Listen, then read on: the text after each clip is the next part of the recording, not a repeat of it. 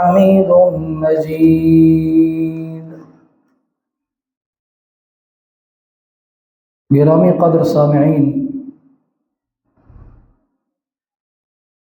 تیسرے پارے کا جو 5واں رکوع ہے، اس رکوع میں اللہ رب العالمین نے انفاق فی سبیل اللہ یعنی اللہ رب العالمین کے راستے میں خرچ کرنے کی تاکید بھی فرمائی ہے، اور اجر و ثواب کا اللہ رب العالمین نے وعدہ بھی فرمایا ہے۔ اور اس کے ساتھ ساتھ اسی رکوع میں ربا اور سود کی مذمت بھی بیان فرمائی ہے، اور اس کے اخروی اور دنیاوی نقصانات کا بھی تذکرہ فرمایا ہے کہ ایک مومن مسلم جب اللہ رب العالمین کے نازل کردہ شریعت کے مطابق اپنا قول و قرار کرتا ہے تو فرمایا جو اپنا قول و قرار کرتا ہے اسی کے مطابق پھر عمل کر کے بھی دکھائے تو یہ اصلی اور پکا مسلم کہلائے گا۔ اور اگر اس کے مطابق زندگی نہ گزارے تو پھر وعیدات کا بھی اسی رکوع میں تذکرہ موجود ہے۔ عام طور پہ یہ دیکھا گیا ہے اور یہ سنا گیا ہے کہ لوگ کہتے ہیں اگر سود کا کاروبار اور لین دین نہ کیا جائے تو معیشت کمزور ہو جاتی ہے، حالانکہ قرآن مقدس اس کے خلاف شاہد ہے۔ اور میں یہاں پہ یورپی ایک محقق کا قول بھی نقل کر دیتا ہوں، سنا دیتا ہوں آپ کو، کہ جو کہتے ہیں کہ معیشت میں یہ سود ریڑھ کی ہڈی ہے، تو وہ کہتا ہے کہ یہ ریڑھ کی ہڈی میں لگا ہوا ایک کیڑا ہے جو اس ہڈی کو کمزور کر رہا ہے۔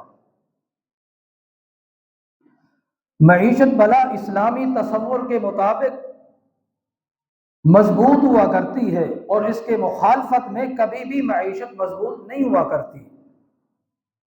گو مال و دولت کی فراوانی زیادہ ہو جاتی ہے، مال و دولت کی کثرت ہو جاتی ہے، لیکن اس مال و دولت میں جو اصل چیز ہے روحانیت، جو اصل چیز ہے برکات کا حصول، وہ ختم ہو جاتا ہے۔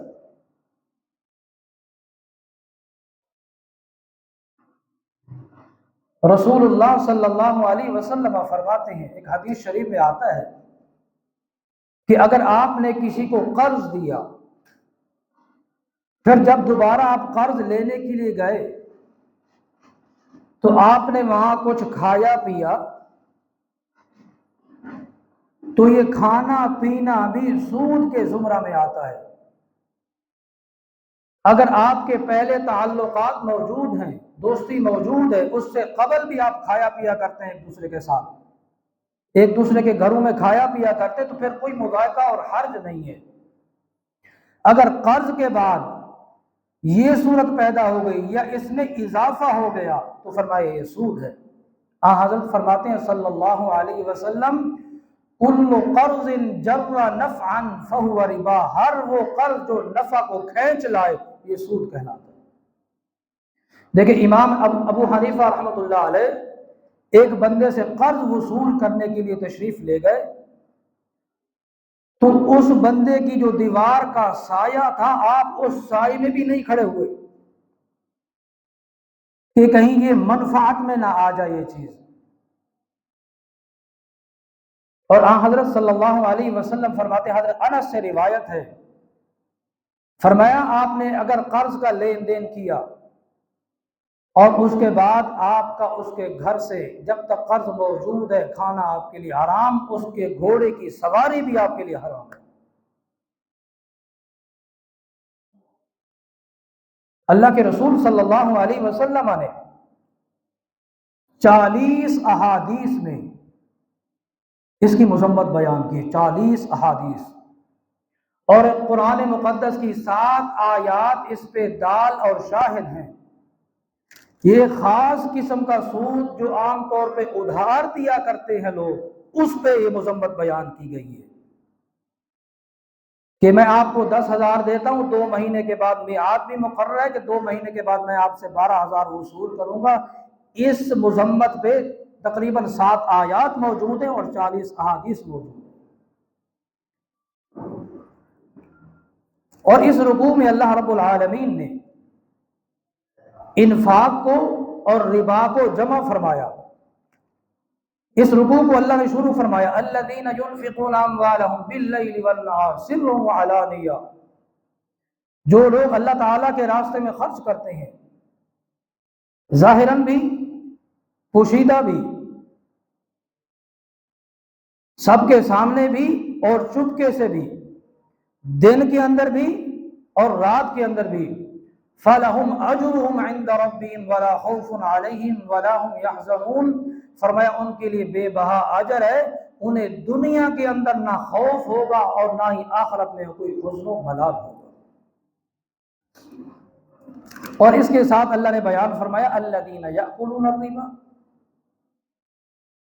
تو یہ 2 چیزیں متضاد ہیں، کیونکہ آگے کفار کا ایک قول آ رہا ہے، وہاں اس قول کے نتیجے میں اللہ رب العالمین فرماتے ہیں یہ 2 چیزیں آپس میں متضاد ہیں، انفاق کا آپ کو حکم دیا گیا ہے اور ربا سے آپ کو منع کیا گیا۔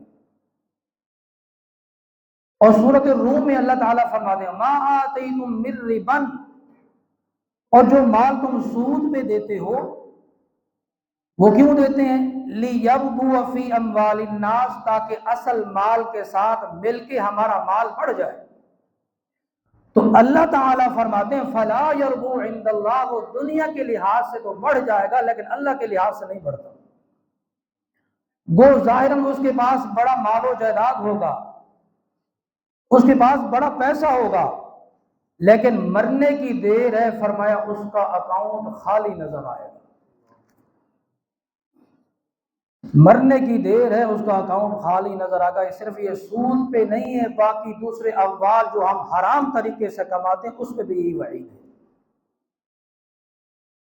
اور اس کو حدیث شریف میں مثال کے ذریعے سمجھایا گیا، فرمایا ایک دودھ کا مٹکا ہو، اس میں شراب کا 1 قطرہ گر جائے یا پیشاب کا 1 قطرہ گر جائے تو سارے کے سارے دودھ کے مٹکے کو وہ حرام کرا، سارا وہ ناپاک اور پلید ہو جاتا ہے۔ تو فرمایا فلا یربو وما آتیتم من زکاۃ تریدون وجہ اللہ، اور جو تم مال اللہ کے راستے میں خرچ کرتے ہو پھر اس کے اندر بھی تم اللہ کی رضامندی مطلوب ہے تمہیں، تو فاولئک عند اللہ هم المضاعفون، فرمایا یہ اللہ کے ہاں بڑھتا چڑھتا رہتا ہے، ڈبل ٹرپل ہوتا رہتا ہے۔ واللہ یضاعف لمن یشاء، جس کا جس قدر خلوص بڑھتا جائے گا اس لحاظ سے اس کا اجر بھی بڑھتا جائے گا۔ اور فرمایا الذین یأکلون الربا لا یقومون، یہ پچھلے جو میں بیان کر چکا ہوں۔ فرمایا اس کے بعد جس کے پاس نصیحت آ چکی ہو کہ سود حرام ہو چکا ہے، فمن جاءہ موعظۃ من ربی فانتہی فلہ ما سلف، جو معاملہ ہو چکا سو ہو چکا، اور ومن عاد فاولئک اصحاب النار، اور جو دوبارہ لوٹ کے آیا، پلٹ کے آیا، دوبارہ سودی معاملہ شروع کر دیا، فرمایا یہی تو وہ لوگ ہیں جہنمی، ہم فیہا خالدون، جس میں ہمیشہ رہیں گے اور وہاں سے نکل بھی نہیں سکیں گے۔ اور اللہ تعالیٰ تحزیزاً بیان فرماتے ہیں تشویق کے لیے، فرمایا یمحق اللہ الربا ویربی الصدقات، اللہ تعالیٰ صدقات کو بڑھاتے رہتے ہیں، جو صدقہ کا مال تم نے دیا اللہ کے راستے میں خرچ کیا اس کو اللہ بڑھاتے چڑھاتے رہتے ہیں، اور فرمایا کیا یمحق اللہ الربا، سود جو ہے اس کو مٹاتے رہتے ہیں، وہ اللہ کے نزدیک جتنا ہی زیادہ کیوں نہ ہو، وَإِن كَثُرَ، اگرچہ وہ زیادہ ہی کیوں نہ ہو جائے، فرمایا اللہ کے نزدیک وہ قلیل مال ہے، اس کی وقت اور حیثیت نہیں رہتی۔ یہ کتنی آیات میں اور کتنی احادیث میں آپ کو اگر 1-2 حدیثیں اس طرح کی سنا دوں تو آپ حیران رہ جائیں گے کہ اللہ کے رسول رحمت للعالمین پیغمبر بھی اس طرح کا ارشاد فرما سکتے ہیں۔ ایک حدیث شریف میں آتا ہے، میں حوالے کے ذمہ دار ہوں، فرمایا جس نے 1 روپیہ سود کا کھایا وہ ایسے ہے جس نے اپنی ماں کے ساتھ نکاح کیا ہو، عیاذا باللہ۔ ایک اور حدیث میں جس نے 36 مرتبہ غلط کاری کی ہو، سود کا 1 روپیہ کھانا اس کا اس سے زیادہ نقصان ہے۔ کیا ہم میں سے کوئی بندہ ملوث تو نہیں؟ اور جو ملوث ہو تو اس کے پاس دلیل آ چکی ہے یا نہیں آ چکی؟ قیامت والے دن کوئی اس کی ایسی کوئی دلیل رہ جائے گی کہ مجھے پتہ نہیں تھا، مجھے علم نہیں تھا؟ قرآن مقدس کی 7 واضح آیات موجود ہیں اور 40 احادیث موجود ہیں اس سود کی مذمت میں۔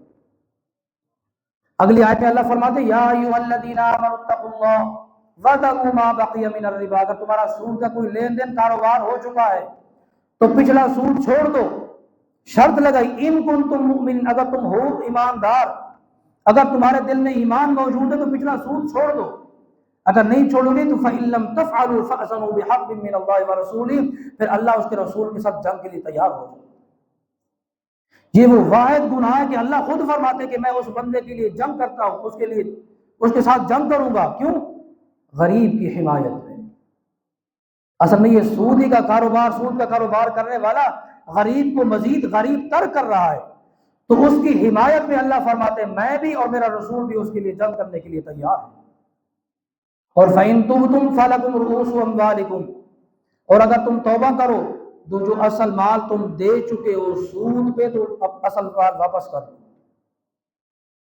جو اصل مال جس کو عربی میں رأس المال اور ثمن کہا جاتا ہے، فرمایا تم اپنا واپس کر لو، لا تظلمون ولا تظلمون، نہ تمہارے اوپر ظلم ہو، نہ تمہارے جس کے اوپر تم نے سود کا کاروبار کیا نہ اس کے اوپر کوئی ظلم ہو۔